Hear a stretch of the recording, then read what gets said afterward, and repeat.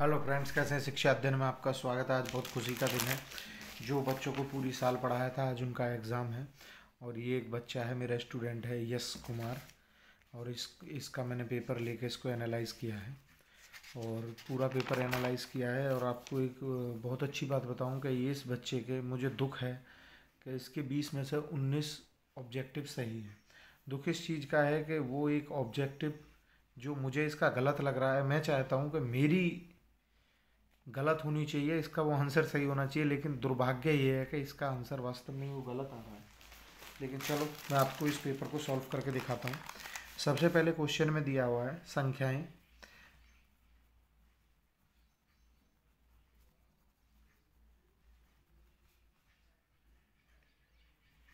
चलो, सबसे पहला क्वेश्चन है और हमारा पेपर का खंड है 822 BZ।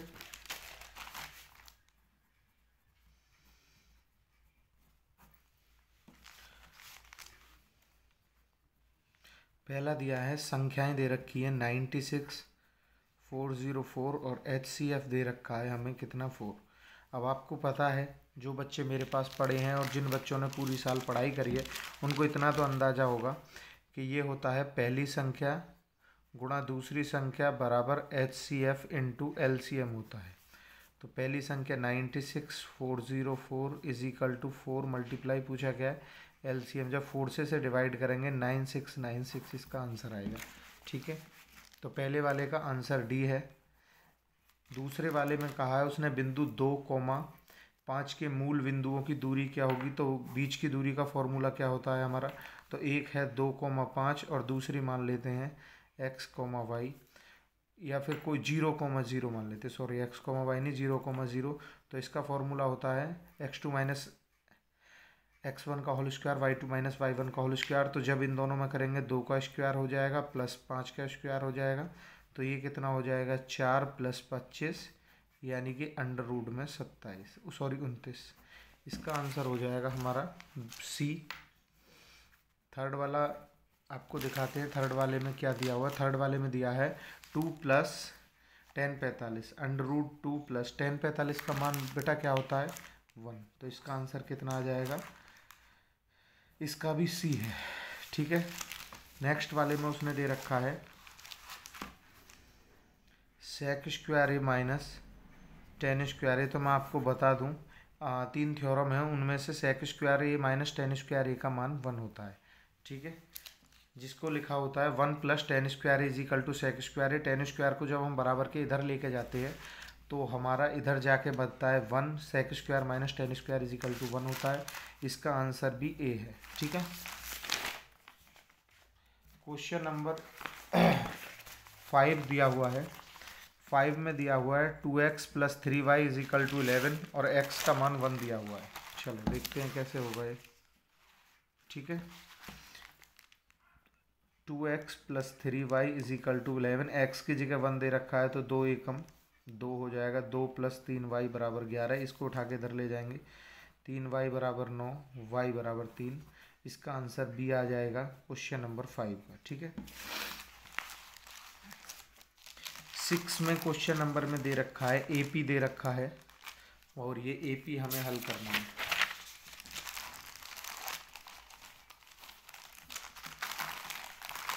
सिक्स में दिया हुआ है एपी है 21, 18, 15 और उसने क्या रखा? कौन सा पद? एक ये 81 है माइनस का, ये कौन सा पद है?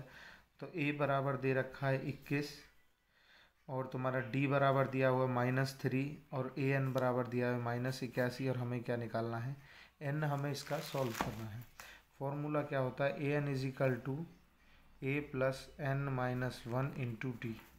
तो ए एन कितना? -81 इज इक्वल टू ए कितना दिया हुआ हमें? 21 प्लस एन माइनस 1, डी कितना दिया हुआ हमें? -3। 21 को इधर ले जाएंगे तो ये किसका है? प्लस का, इधर जाके किसका हो जाएगा? माइनस का। 81 और 21 कितने हो जाएंगे? 1 और 1 2 और 8 और 2 10, 102। 102 को हम 3 से भाग करेंगे। 3 से कितनी बार कटेगा ये? 3 3 9, 3 चौक 12। 12 किसका रहेगा? ये माइनस का। ठीक है, और जब हम इससे भाग करेंगे प्लस का हो जाएगा। नहीं, एक सेकेंड, 102, 102 को हम 3 से भाग करेंगे, कितनी बार जाएगा, 3 तिया 9 और 3 चौक 12, तो ये प्लस का हो जाएगा। अब जब ये माइनस का इधर जाकर हो जाएगा 35 आना चाहिए इसका आंसर, 35वां पद, यानी कि इसका आंसर है सी 35। ठीक है। नेक्स्ट वाला क्वेश्चन है।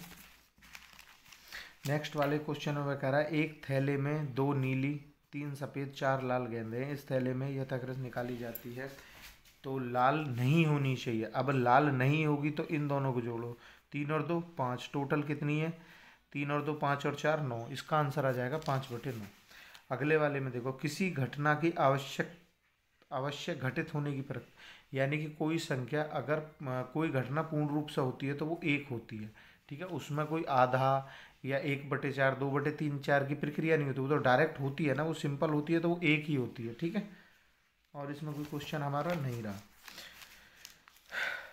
देखो क्वेश्चन नंबर 9 है। क्वेश्चन नंबर 9 में दिया हुआ है DE पैरेलल है BC के, तो DE और BC का मान निकालना है। तो ये क्या हो जाएगा, 6 और 3 9 हो जाएगा, और ये कितना हो जाएगा, 6। अब ये इसके अकॉर्डिंग हो जाएगा 3/9। 3/9 को जब हम भाग करेंगे तो इसका आंसर आ जाएगा 1/3। ठीक है, ये शायद उस बच्चे का एक मुझे गलत लगा है, ये उसने 1/2 कर रखा है, मेरे हिसाब से 1/3 है। ठीक है, पर मैं कोशिश करता हूँ इसका आंसर 1/2 होना चाहिए, तो उसके बेचारे बच्चे के 20 में से 20 आ जाएंगे, लेकिन आई थिंक 1/3 ही आंसर होना चाहिए इसका। अगले वाले में कहा है एक वृत्त के क्यू से एक वृत्त की स्पर्श रेखा की लंबाई 24 सेंटीमीटर, केंद्र से उसकी जीरो 25 सेंटीमीटर। देखो किस तरह से है, एक वृत्त है, उसकी ऐसे स्पर्श रेखा कितनी है 24, और केंद्र से ये वाली कितनी है 25। अब आपको इतना तो पता होगा ये 25 है ये 24 है, तो इसकी रेडियस कितनी होगी 7 होगी ना, पाइथागोरस थ्योरम लगा सकते हो आप इसमें, तो इसका आंसर हो जाएगा हमारा 7। ठीक है, पेपर वास्तव में ही बहुत आसान है हर साल के अकॉर्डिंग। उसने कहा है 6 सेंटीमीटर त्रिज्या वाले एक वृत्त के त्रिज्याखंड जिसका कोण 30 डिग्री है, उसके संगत चाप की माप क्या होगी। Question number 11।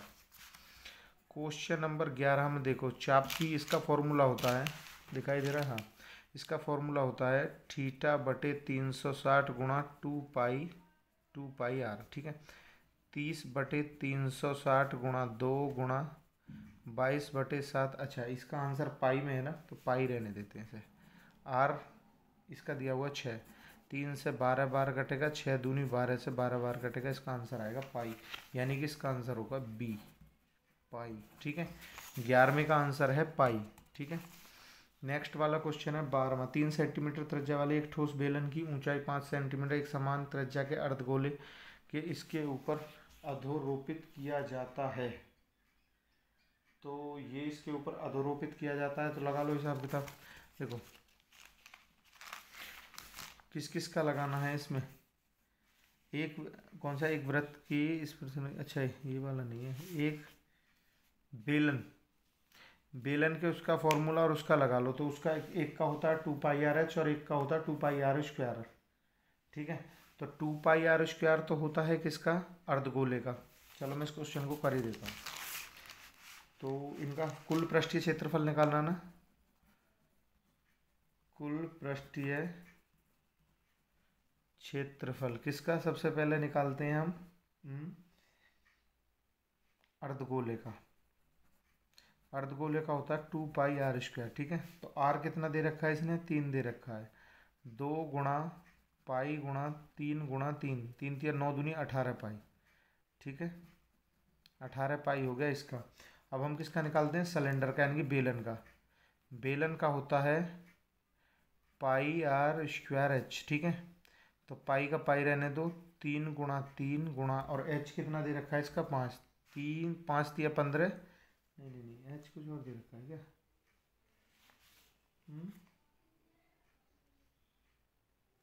2πRh होता है इसका शायद, 2πr²h नहीं होता, 2πRh होता है, ये मिस्टेक हो गई। ठीक है, 2πRh होता है, यहाँ पे 2 और आ जाएगा, तो 5 दिया 15 दूनी 30 पाई इसका हो जाएगा। ठीक है, अब नेक्स्ट, अब क्या सीन क्या देखो, अब एक ऐसे करके ये था और इसके ऊपर ये अधोरोपित था, तो एक यहाँ पर एक सर्कल भी है, एक सर्कल का और निकाल लेते हैं πr² का। तो ये क्या हो जाएगा, पाई गुणा 9, तो ये कितना 9 पाई। अब इन्हें जोड़ लो, 18 पाई प्लस 30 पाई प्लस 9 पाई बराबर 57 पाई आंसर है इसका। ठीक है, इसका आंसर डी हो जाएगा 57 पाई। ठीक, और कोई दिक्कत? शायद दिक्कत होनी नहीं चाहिए जिस हिसाब से मैं एक्सप्लेन कर रहा हूँ। ठीक है, क्वेश्चन नंबर है इसके बाद में, एक वृत्त के स्पर्श बिंदु को मिलाया गया। देखो, तो ये तो एक थ्योरम है, इसे तो बहुत आसान है। एक वृत्त के स्पर्श बिंदु को स्पर्श केंद्र से मिलाया जाता है। इस स्पर्श बिंदु से स्पर्श रेखा की और त्रिज्या जो कोण बनाते हैं वो 90 डिग्री का कोण बनाते हैं। ये तो चैप्टर 10 में है। ठीक है, तो इसमें तो कुछ समझाने का है नहीं। और क्वेश्चन नंबर 14 देख लेते हैं। क्वेश्चन नंबर 14 है हमारा 1 plus tan square A upon 1 plus cot square A. 1 plus tan को हम क्या लिख सकते हैं, sign square A upon cos square A. 1 plus cos square A upon sine square ए। ठीक है, इसके इसमें एलसीएम लेके हो जाएगा ये cos square A plus sine square A upon, अरे क्या हुआ यार, पेन में क्या हुआ, एक सेकंड, पेन बीत गई थी इसकी। Cos square A plus sine square ए नीचे आ जाएगा कॉस स्क्वायर ए। ऐसे ही साइन की इधर हो जाएगी sine square A plus cos square A upon sine square ए।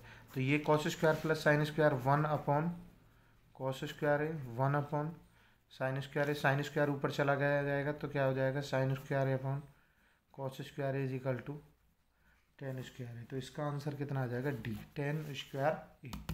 ठीक है, क्वेश्चन नंबर 15 पर आ जाते हैं। क्वेश्चन नंबर 15 में कह रहा 7 सेंटीमीटर त्रिज्या वाले एक वृत्त की चाप पर 60 डिग्री का कोण आंतरित है। त्रिज्या खंड का क्षेत्रफल, त्रिज्या खंड का क्षेत्रफल होता है थीटा बटे 360 गुणा पाई आर स्क्वायर। थीटा कितना, 60 बटे 360 गुणा 22 बटे 7 गुणा आर कितनी दे रखी है, 7 गुणा 7। ठीक है, 6 से 6 बार कट गया, 7 से 7 बार कट गया, 2 से 3 बार काट लो, 2 से 11 बार काट लो, 77 बटे 3 आंसर। ठीक है, इसका हो जाएगा 77 बटे, कुछ मिस्टेक तो नहीं है, 6 छिंग 36, 7 से 7 कट गया, हाँ 77 बटे 3, इसका बी आंसर हो जाएगा भाई। पाई आर स्क्वायर 6 से 6 बार कट गया, और ये भैया 2 से, हाँ सही है। अगला वाला क्वेश्चन दे रखा है क्वेश्चन नंबर 16। क्वेश्चन नंबर 15 हो गया ना, क्वेश्चन नंबर 16 करते हैं। क्वेश्चन नंबर 16 देखो, बहुत आसान क्वेश्चन है बाबू। क्वेश्चन नंबर 16,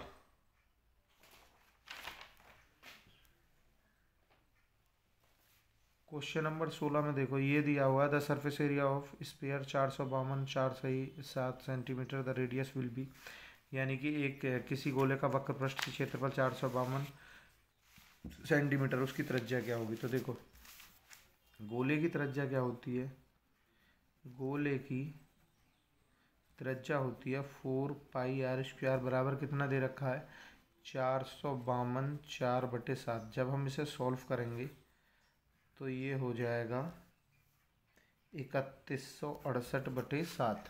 ठीक है, 3168 बटे 7 हो जाएगा, तो इसको लिखेंगे 4 गुणा 22 बटे 7 गुणा आर स्क्वायर बराबर 3168 बटे 7। 7 से 7 इससे ये कट जाएगा 36 बार, आर बराबर 6 हो जाएगा। ठीक है, इसका आंसर आ जाएगा ए 6।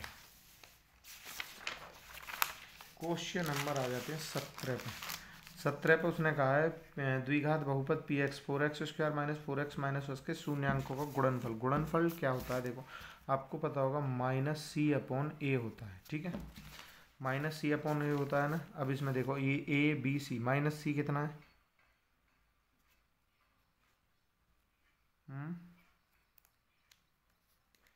सी बराबर माइनस सी नहीं, सी अपॉन ए होता है, सिंपल मिस्टेक हो गई, सी अपॉन ए होता है। ए सी कितना हमारा -1, ए कितना 4, -1 अपॉन 4, इसका आंसर हो जाएगा बी। ठीक है, 18 उसने दे रखा है द्विघात समीकरण 3x square minus 4x plus 4/3 is equal to 0 का विविक्तर, यानी कि बी स्क्वायर माइनस 4ac से हमें ये चेक करना है कौन सी श्रेणी में आएगा, यानी कि इसका मान क्या आएगा। ठीक है, तो बी कितना है हमारा -4, 4 मल्टीप्लाई ए कितना है 3, सी कितना है 4/3 से 3 कैंसिल हो गया, 4 4 जा 16, 16 माइनस 16 जीरो आंसर। इसका आंसर आ जाएगा ए। ठीक है, इसका आंसर ए आ जाएगा। अगले वाले में 19 वाले में बोला है उसने निम्नलिखित सारणी का माध्य क्या होगा। देखो माध्य क्या होता है, समांतर माध्य।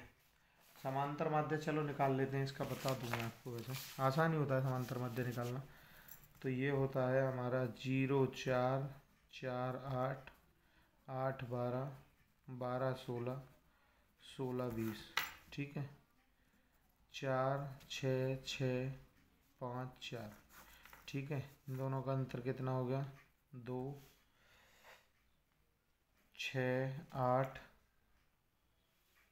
2 6 10 14 18। इसकी इसमें मल्टीप्लाई कर दो, 4 दूनी 8 36 60 70 और 72।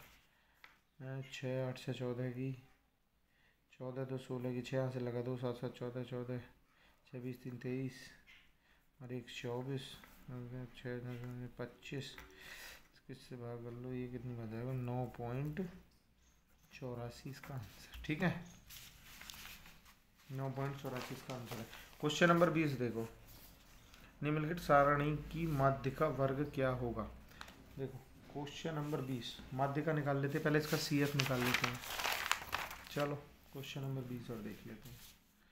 क्वेश्चन नंबर 20 0 10 10 20 20 30 30 40 40 50 यहाँ कर लो, 6 8 10 9 12। CF निकाल लेते हैं, 6 8 और 6 14 14 और 10 24 24 और 9 33 33 और 9 45 45 बटे 2 कर लो, 45 बटे 2 कितना आता है 22.5, किसके अंदर आएगा 24 के।